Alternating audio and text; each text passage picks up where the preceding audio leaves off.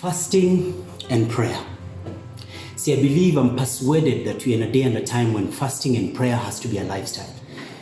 We know a few things about prayer. So let me just say a few things about fasting. That fasting is going without food.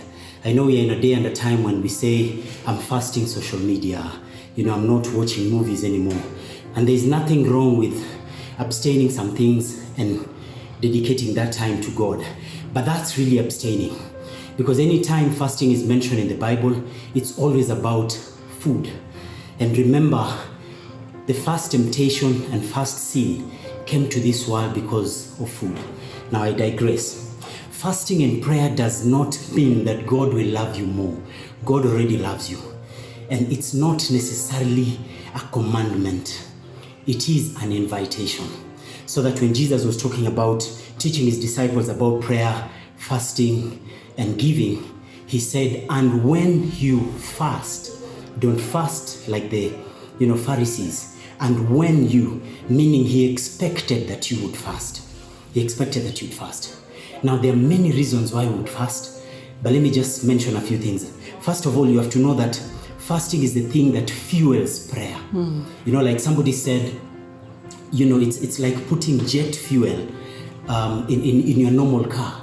So fasting takes your prayer to another level. Anytime that fasting is mentioned in the Bible, something huge happened after that. So that it's almost impossible that when people fasted and nothing happened.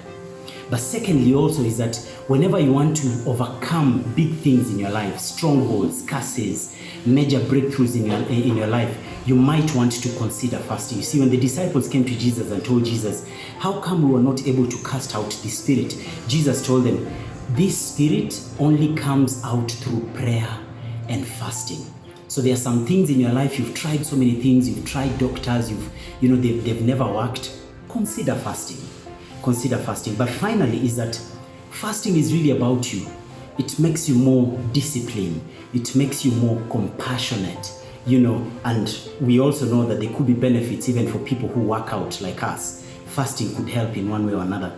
Now I realize that not all of us can fast. Some of us cannot fast because of medical reasons. But we are probably at a point in our lives when fasting should come in more and more, because when you fast, things happen. And so when you want to get deeper and deeper with God, consider fasting.